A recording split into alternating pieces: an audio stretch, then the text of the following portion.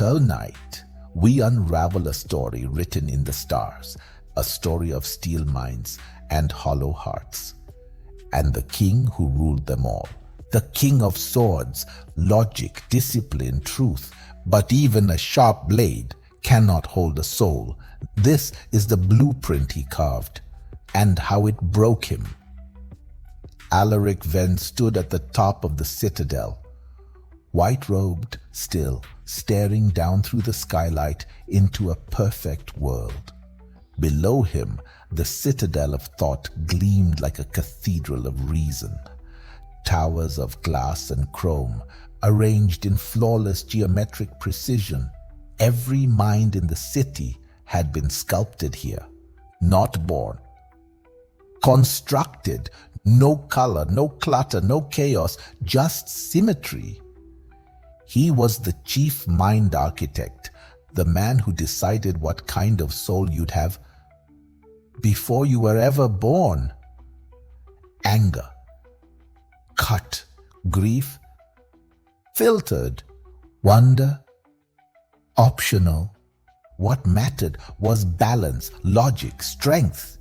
He saw the mind as a fortress, every wall measured, every gate secured. And no blueprint was more perfect than the one he gave to his own son. Cassian Venn, designed with surgical precision, unshakable, efficient, brilliant. But brilliance, it turns out, casts shadows. Father, why didn't you give me feelings? It was the first unscheduled meeting Cassian ever requested. He stood in the center of the room, still as glass, his lips parted like he wanted to cry out, but had never learned how. His voice cracked like his structure. His blueprint was failing, undone by a force he couldn't define. You were designed for greatness, stability. You've never broken. You've never cried. I want to cry, but I don't know how. I see others feel, and I'm just a shell. You built me to function, Father, but I don't know how to live. Cassian wasn't malfunctioning, he was awakening. That night, Alaric descended. For the first time in 40 years, the chief architect walked the broken earth.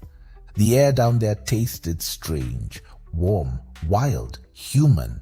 Vines split through cracked pavement. Murals faded but alive with color wrapped around broken structures. And overhead, the stars weren't filtered by glass domes. They blinked, wild and unscripted. Here, emotion had never been erased. It lingered in music, in ruins, in dust that danced with wind. And there, in the ruins of a long-forgotten dome, he found her. Well, well. The Sword King of Thought comes crawling down from his tower? My son is unraveling. He's asking for things I didn't build. Dreams, love, grief. Ah, the parts of him you called inefficiencies. The very pieces that make us human.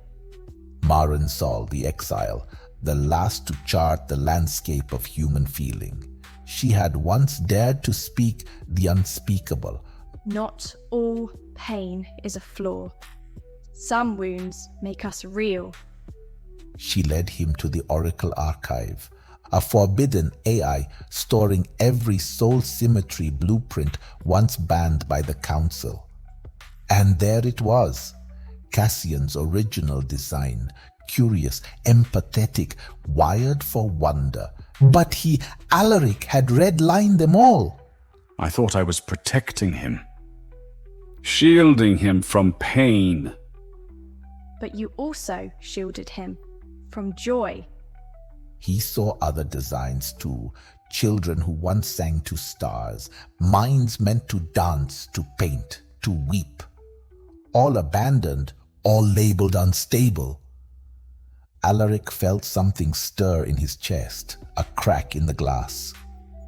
Alaric returned to his son, and for the first time in his life, he didn't bring logic. He brought truth. Cassian, I took your feelings. I thought I was giving you strength. But I see now, I gave you a cage. I don't want to be fixed, Father. I want to feel, even if it breaks me. And in that moment, the sword laid itself down. Alaric didn't speak.